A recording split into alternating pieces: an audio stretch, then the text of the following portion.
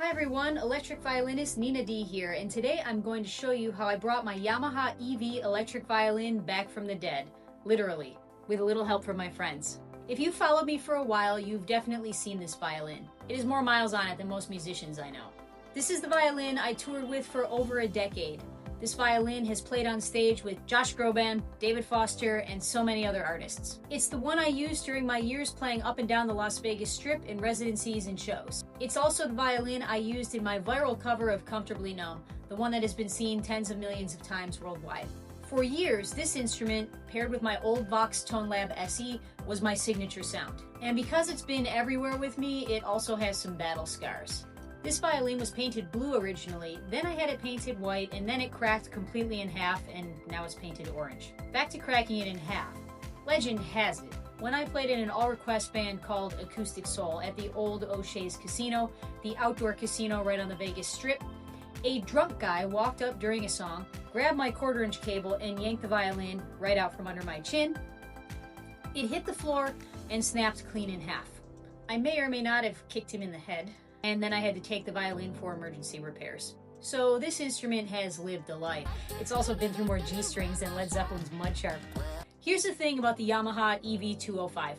Yamaha eventually discontinued the model, and shortly after they stopped making replacement bridges as well. Before that happened, I actually went through 3 Yamaha bridge pickups.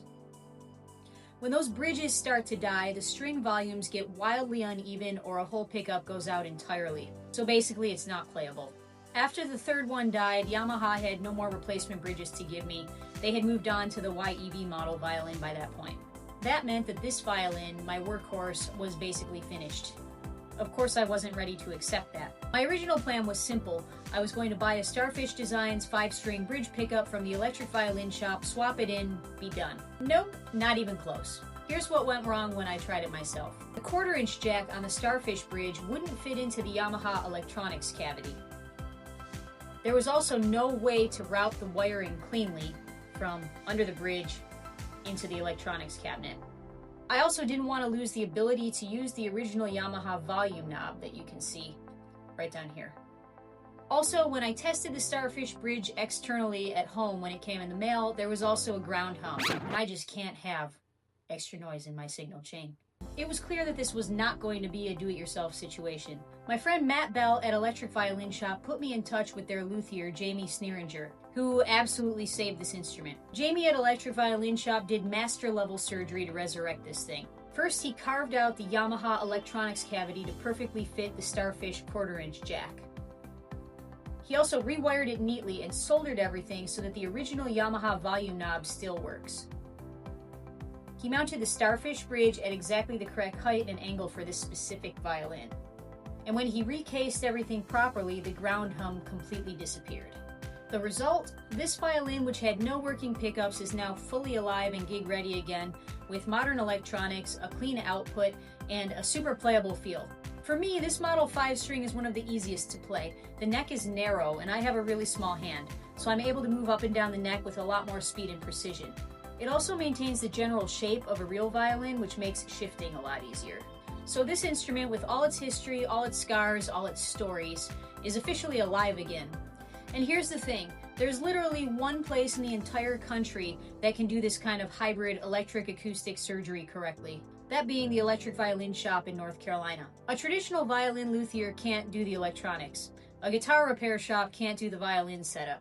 The team at Electric Violin Shop, especially their luthier Jamie, is the only group in the US that has deep experience with both and can pull off a custom retrofit like this without destroying the instrument. They're really specialists. If you have a dead Yamaha EV, I've actually got a couple more back here that I'm going to fix eventually, and you want the violin to live again, this is the only place that I would trust. And a huge thank you, of course, to Matt and Jamie for saving one of the most important instruments of my career.